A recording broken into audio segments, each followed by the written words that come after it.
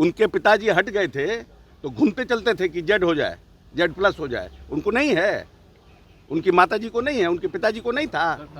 हम नीतीश कुमार को दे दिया गया तो कह रहे हैं कि सब गलत हो गया।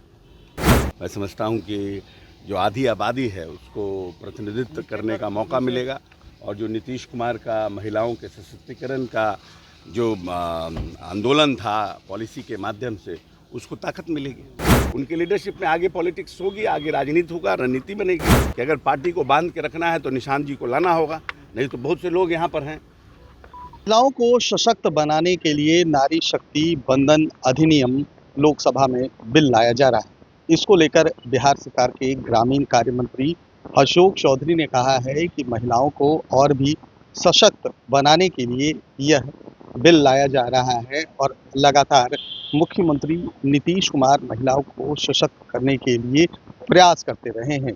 वहीं जेड प्लस श्रेणी की सुरक्षा मिलने को लेकर विपक्ष द्वारा हंगामा करने पर उन्होंने कहा है कि जब उनके पिता मुख्यमंत्री थे तो बराबर जेड श्रेणी की सुरक्षा की मांग करते रहे। पहले आपको सुनवाते हैं कि क्या कह रहे हैं ग्रामीण कार्य मंत्री अशोक चौधरी। ये बात कही जा रही थी कि महिला आरक्षण जो नारी शक्ति वंदन अधिनियम है, वुमेन रिजर्वेशन आना चाहिए, बट किसी में लाने की ताकत नहीं हो पाई। समहाव सिर्फ चर्चा पे रहा, बात पे रहा। अब प्रधानमंत्री जी ने निर्णय किया है कि स्पेशल सेशन बुला के इसको करेंगे।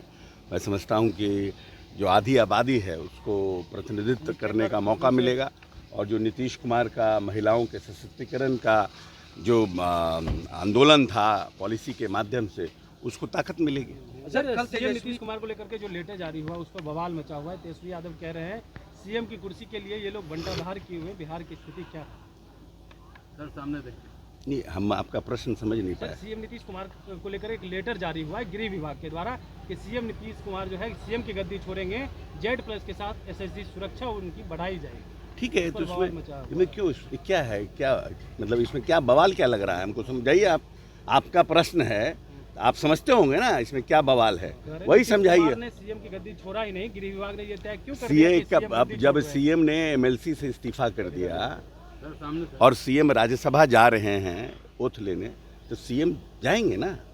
तो जो सिक्योरिटी के पदाधिकारी हैं या गृह मंत्रालय जो है वो तो देखेगा ना कि अगर सीएम के पास, अगर सीएम नहीं मुख्यमंत्री रह पाते हैं तो उनकी सुरक्षा की व्यवस्था कैसे होगी। नीतीश कुमार नेता तो हैं इस प्रदेश के, अभिभावक तो हैं इस प्रदेश के, लेकिन जो घटिया मानसिकता के लोग हैं उनको हर चीज़ में पेंच ही समझ में आता है। उनके पिताजी हट गए थे तो घूमते चलते थे कि जेड हो जाए, जेड प्लस हो जाए। उनको नहीं है, उनकी माताजी को नहीं है, उनके पिताजी को नहीं था। हम नीतीश कुमार को दे दिया गया तो कह रहे हैं कि सब गलत हो गया। ये सिक्योरिटी का विभाग है। जब मुख्यमंत्री ने विधानसभा से इस्तीफा दे दिया तो एंटिसिपेट कर रहे हैं लोग कि जब मुख्यमंत्री नहीं रहेंगे तो what security they should provide him, they have done it. सभी लोगों से मिल रहे हैं, निशांत कुमार जी तो सक्रिय है, सभी लोगों से मिल रहे हैं, वशिष्ठ दादा से सभी के जा रहे हैं। आपको लगता है कि आगे बहुत बेहतर होगा? बिल्कुल होगा ही। नहीं, बिल्कुल बेहतर होगा। सबकी इच्छा के अनुसार वो आए हैं। हम लोगों की इच्छा पर उनकी तो इच्छा नहीं थी, न मुख्यमंत्री की इच्छा थी, लेकिन पार्टी के कार्यकर्ताओं नेताओं की इच्छा थी कि अगर पार्टी को बांध के रखना है तो निशांत जी को लाना होगा, नहीं तो बहुत से लोग यहाँ पर हैं पार्टी के नेता बनने के लिए। तो निशांत जी आए हैं, उनकी लीडरशिप में आगे पॉलिटिक्स होगी, आगे राजनीति होगा, रणनीति बनेगी।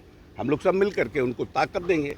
शराबबंदी पर फिर से सवाल खड़े हो रहे हैं। नीतीश जी अगर नहीं रहेंगे तो शराबबंदी खत्म हो जाएगी बिहार में। अब क्या होगा नहीं होगा वो तो आने वाला समय का हेतु मतबूद में तो कोई बात पॉलिसी होती, ये तो ऑब्वियस है ना।